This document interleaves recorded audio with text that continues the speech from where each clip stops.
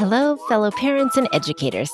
Thank you for joining me at Education Evolution, where we are disrupting the status quo in today's learning models.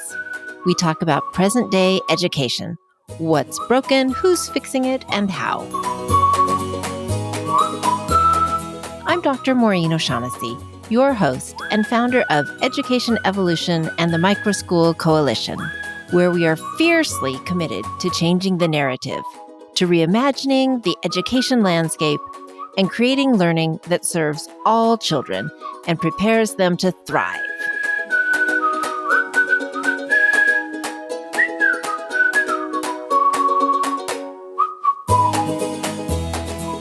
If you are new, welcome to the podcast.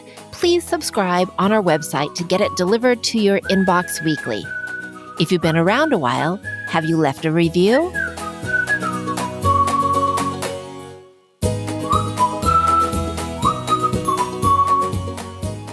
Hello, Education Evolution listeners. Today we're going to talk about using a huge existing resource as a shortcut to creating your microschool. The resource? Existing schools and businesses. When I started a school within a school in a large high school in Washington State, the building, students, teachers were all present, and I just needed to reconfigure the learning model for this small group of learners and teachers. It was my wheelhouse. I love creating. I love taking resources and seeing how we can shift them up and meet a present need. And Connect was born, a school within a school that met 5 periods of the day in a group of portables. And then the last period of the day, they could go back into the building and take an elective. They could take Japanese or graphic design. So that microschool was within an existing school. In the 2 recent episodes of Education Evolution, you've heard how businesses have pivoted to open a microschool. In episode 22, Nana Campana already had a cognitive therapy play-based practice. So she had a vision, a facility, and clientele already in place. And she pivoted to open her microschool, the Untethered Mind. Sonia Harris, in episode 23, was that frustrated special ed teacher who left the school model because it wasn't working and created the Bullock Garden Project, a nonprofit foundation. With this existing vision and team, she was able to pivot and open a nature-based microschool, Their Place Discovery Learning Center. So all 3 of these examples, my microschool that was a school within a school in Washington, and Nana's school in Florida, and Sonia's school in New Jersey, are examples of taking away many of the hard parts of starting a business because they're already done when we use an existing school or business and then pivot to add our microschool. We don't have to worry about where's the money coming from. What am I going to do for a facility? Who might I employ? Where would the students come from? A lot of these pieces are already in place or can shift and become in place. This shortcut is enormous and can make a big difference in whether opening your doors is a success or not. It truly can mean this difference between failure and success, or between taking a few months or taking a few years to open your doors. For some of you, if you're wondering, well, what's the big deal about a smaller school anyhow? Why would we want to pivot a business? You've all heard the expression that form follows function. This architectural principle means that the shape of a building or business should primarily relate to its intended function or purpose. So our huge present large high schools has an assembly line model, and all students need to fit within their grade level expectations. So the form is huge and standardized. Large institutions rarely have the bandwidth to personalize and individualize for our unique human beings. As adults, we've done that personalizing. We didn't all go to the same college or take the same major. We've all played to our strengths and our interests and our resources. So, why we wouldn't want that for our young is a mystery. I think we just got caught up in what seemed like it worked. And then slowly it didn't work, but it was so gradual, but it was still familiar that we kind of got stuck thinking that our kids deserve to be part of this large school assembly line. For some, it's great. For a lot, it isn't. Smaller businesses are nimble and can readily adjust to a variety of factors. The same is true with smaller schools. And this isn't the first time in educational history that we've explored having smaller schools within larger ones. I can remember in the 90s, it was a big idea to have schoolhouses, kind of like the Gryffindor, the Harry Potter model, where you have one large school, but you have smaller communities within it. But there were three pitfalls with this system. The first is that it attempted to place every student in one of these, maybe 3 to 6 houses within a larger school, which was still pigeonholing them and still based on grade level expectation. So only the size of the group changed, and it didn't get a lot smaller. The model remained grade level assembly line processing. So the big model did not shift. The second pitfall is there was no new vision or training to help teachers address the unique needs of individual students. And the third pitfall was it didn't include any research on how students best learn or how to create learner-driven project-based instruction. Nor did it address the research on mental health and social emotional needs of our youth. So taking something big and chopping it into pieces is not going to create the desired effects. But we have considered this in the past. But again, why do we want to get smaller and more personalized? A metaphor that comes to mind is that of a motorcycle versus a semi-truck. Yes, a semi is able to carry large amounts of a product to a destination, but if there's something in the road, it can't easily swerve.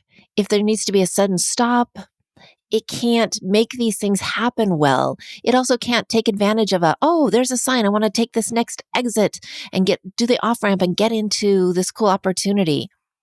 Whereas a motorcycle is definitely nimble. It can veer around obstacles. It can hop onto that off ramp when it sees a last minute cool opportunity. There is definitely a need for semis in our world. It is a great way to get large quantities from one point to the other. But our kids deserve a motorcycle version of education that can quickly adapt to life situations and opportunities.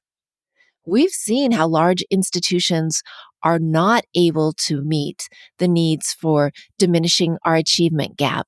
They're not able to deal with our dropout rates, which in Washington state are 20% or 30% if you're a student of color, or greater than 30% if you're a student with special needs.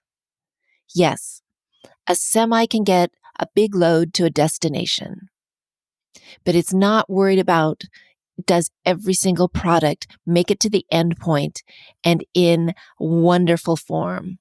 Our precious children are not products to be carted from the start to the finish. They deserve small and personalized learning. So, if you work in a business that has a passion for what you produce and a way you could use your model to serve students, you are a fantastic candidate to pivot and create a microschool. Or if you're a teacher who does things uniquely in a larger school, or always has a variety of students hanging out in your classroom at lunch or after school, you're probably already a magnet. What if you could pull in 3 or 4 like-minded teachers and create your own school within a school?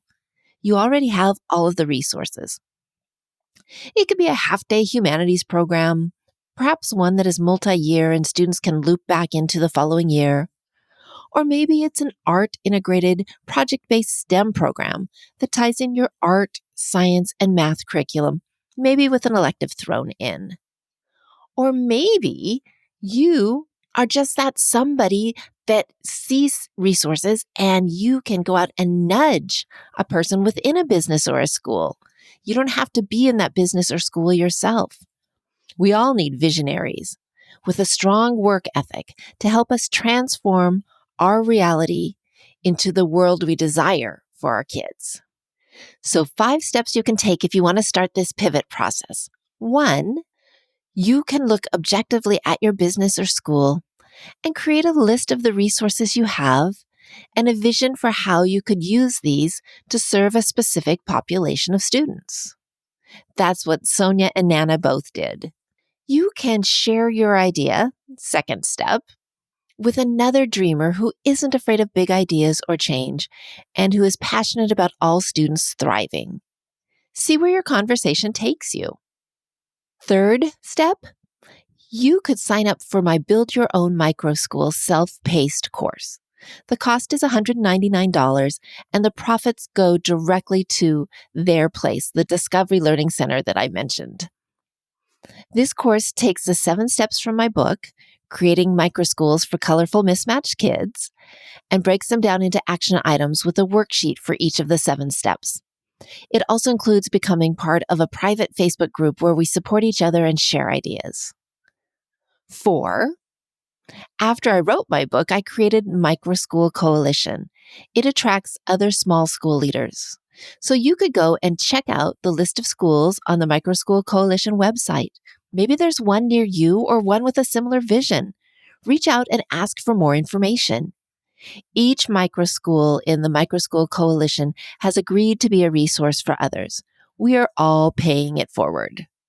Just like in episode 10, when I introduced Andy Smallman, his Puget Sound Community School shared resources when I was thinking about starting a school in 2013. Or your 5th option is you can sign up for a free 15-minute consultation with me to explore ways you can pivot your business or school and create a micro school. Information on the self-paced course and my website are in the show notes. And right now, we all see the gap in what students need and in what many of them are receiving in their school lives. Some people are lamenting and feeling hopeless. This doesn't have to be. My magic wand wish that I end each Education Evolution episode with? My wish is that some passionate child advocates will follow Gandhi's advice and strive to be the change they wish to see for our youth. That they'll be thinking equity, they'll be thinking all of our students being included. Let's make this happen. It's what I love to do, and I am happy to help. We're all in this together. Let's build the schools we want to see our students thriving in.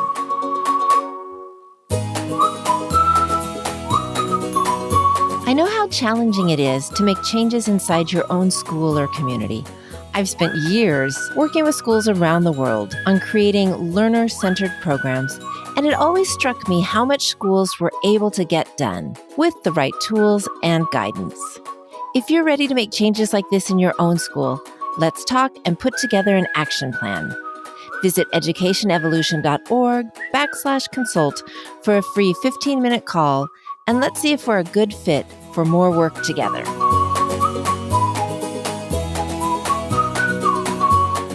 Education Evolution listeners, you are the ones to ensure we create classrooms where each student is seen, heard, valued, and thriving. We need you. Let's go out and reach every student today.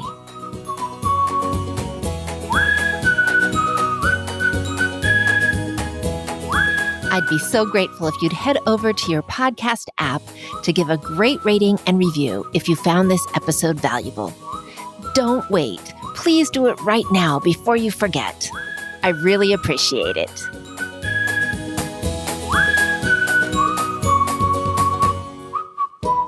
Thank you for listening.